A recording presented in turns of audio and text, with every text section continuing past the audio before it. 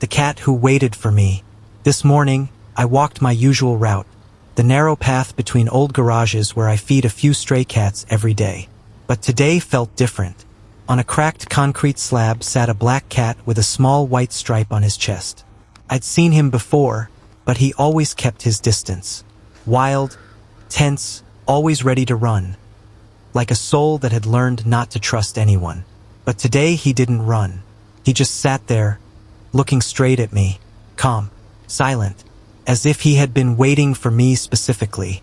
I placed the food on the ground and took a slow step back. He approached carefully, but for the first time without fear. He began to eat, but after a few seconds, he looked up at me again and let out a quiet, raspy meow.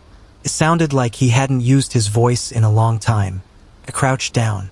He took one small step toward me, then another, and suddenly he rubbed his head against my hand.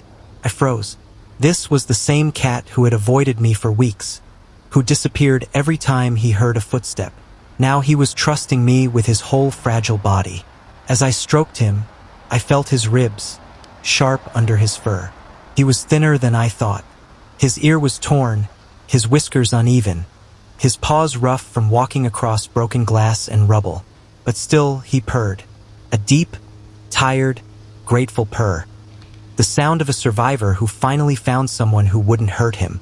I named him Shadow because he had always moved like one, silent, invisible, unnoticed. Now he follows me every day. He comes running when he hears my voice. He waits for me in the same spot every morning. No matter if it's raining, snowing, or freezing cold. Shadow reminds me that trust isn't given easily here. Not in a place torn by explosions, hunger, and fear.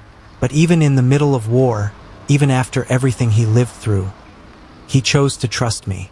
And that means the world. Every day I bring him food. Every day he reminds me why I do this. Because even one life saved is worth everything.